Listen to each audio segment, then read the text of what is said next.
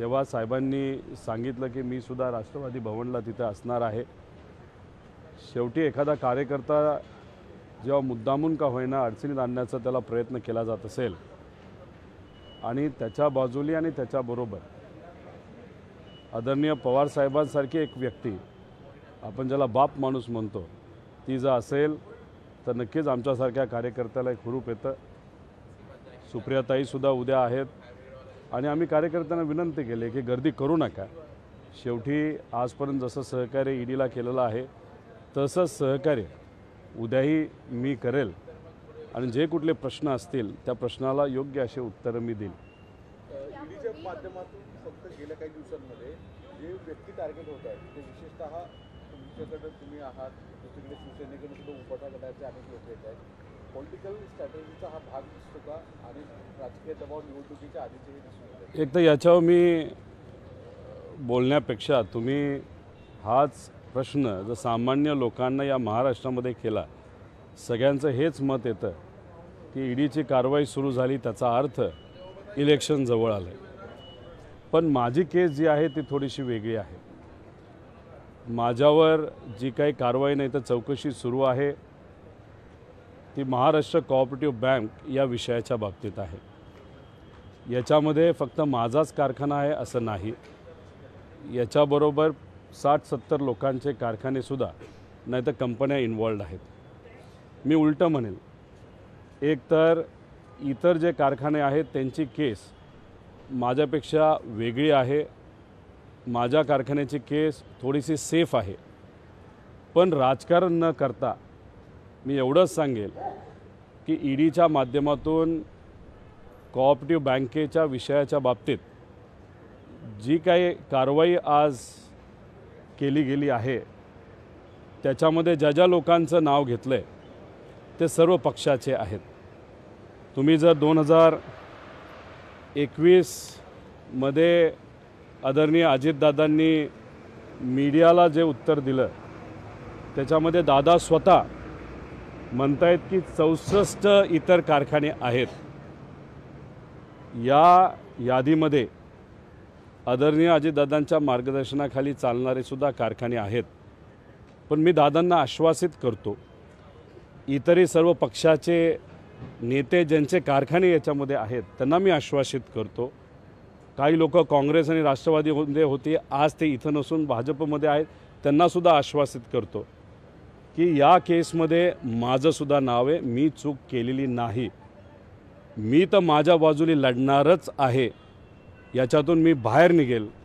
पण मी बाहेर निघत असताना मी एकटा बाहेर नाही निघणार, मी तुम्हा सर्वांना या विषयामध्ये जे काय राजकीय द्वेषातून ही जे काय कारवाई करण्याचा प्रयत्न केला आहे ह्या सगळ्यांना बाहेर काढण्याचा प्रयत्न मी करेल। आणि एक अजून एक गोष्ट सांगतो, हे जे सर्व अधिकारी आहेत जे कोणी ईडीचे आहेत ते त्यांचं काम करतात। कदाचित त्यांच्यावर काही लोकांचं प्रेशर असू शकतं, त्यांच्या विरोधात मी बोलणार नाही कारण का ते शेवटी ते अधिकारी आहेत, ते त्यांचं काम करतात। पण याच्यामध्ये जर राजकीय द्वेषातून ही कारवाई झाली असेल तर ह्या सर्व लोकांच्या वतीने मी लढणार। लोकशाही आणि कोणाचाही आवाज दाबण्यासाठी जर यंत्रणेचा वापर केला जात असेल तर मराठी माणसं कधी शांत बसत नाहीत, मराठी माणसं कधी पळून जात नाहीत, ते लढतात। आणि मी सुद्धा एक मराठी माणूस म्हणून या सर्व तपासाच्या बाबतीत लढत राहणार जोपर्यंत जिंकत नाही तोपर्यंत। घरबेडी आहे का हा विषय? घरबेडी हा विषय आहे का? कारण की ज्या पद्धतीने सगळे आतले इतके इनपुट आहेत, मी तर तुम्हाला हेच सांगतोय ना की याच्यामध्ये दादांनी स्वतः स्टेटमेंट 2021ला दिलं होतं। दादांचं सुद्धा नाव आहे असं ते स्वतः बोलले होते, नाहीतर त्यांच्या परिचयाच्या लोकांचं नाव आहे। घरभेदी वगैरे हा विषय मी मनामध्ये घेत नाही। लढायचं म्हणलं तर लढण्याची तयारी माझी आहे आणि अन्यायाच्या विरोधात लढायचं असेल तर जेव्हा हा विषय घेऊन मी लढणार आहे आणि जिंकणारसुद्धा आहे, त्याचा फायदा या 64 लोकांना होईल, ज्याच्यात काही जवळचे आहेत, काही लांबचे आहेत।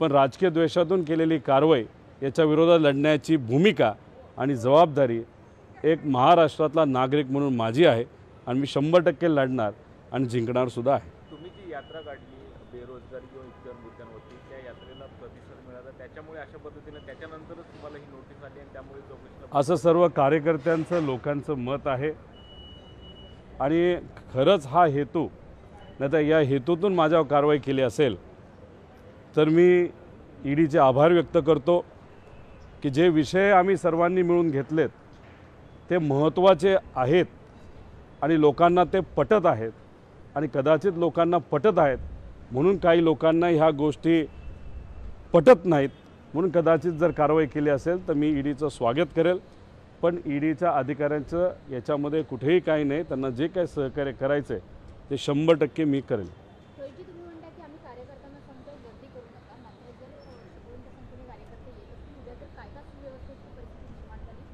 तर राष्ट्रवादीची भूमिका काय असणार आहे कारण राष्ट्रवादीचं कार्यालय आणि ईडी ऑफिस अवघ्या काही मीटरच्या अंतरावर आहे स्वतः शरद पवार तुमच्यासोबत उपस्थित असणार आहेत त्यामुळे काय सांगाल काय आवाहन आम्ही विनंती करू शकतो आमचे कार्यकर्ते हे काय भाड्याचे कार्यकर्ते नाहीत आम्ही काय गाडीत बसून त्यांना आणणार नाहीत आलेत तर ते स्वतः येतील फक्त विनंती करू शकतो पण एक सांगतो आमचे कार्यकर्ते हे प्रामाणिक कार्यकर्ते आहेत महाराष्ट्राच्या अस्मितेसाठी लढण्यासाठी नेहमी ते तयार असतात कोणावर अन्याय होत असेल तो साधा एखादा शेतकरी असू द्या विद्यार्थी असू द्या युवा असू द्या नाहीतर एखादा त्यांचातलाच एक आमदार असू द्या ते नेहमी पुढाकार घेतात आम्ही जास्तीत जास्त विनंती करू शकतो पण एक तुम्हाला सांगतो इथं आल्यानंतर कुठलीही चुकीची गोष्ट ते करणार नाही असाही विश्वास आमच्यासारख्याला आहे पण तरीसुद्धा विनंती करतो की उद्या कुणीही या मुंबईमध्ये गर्दी करू नये धन्यवाद आणि मुंबई तकचं कोण आहे अहो त्याला म्हणा खोटी बातमी लावली 7 दिवस आम्हाला कुणीतरी विचारा ना काय चर्चा आहे की आठवड्याचा वेळ दिला का कोण म्हणलो विचारा आम्ही सांगतो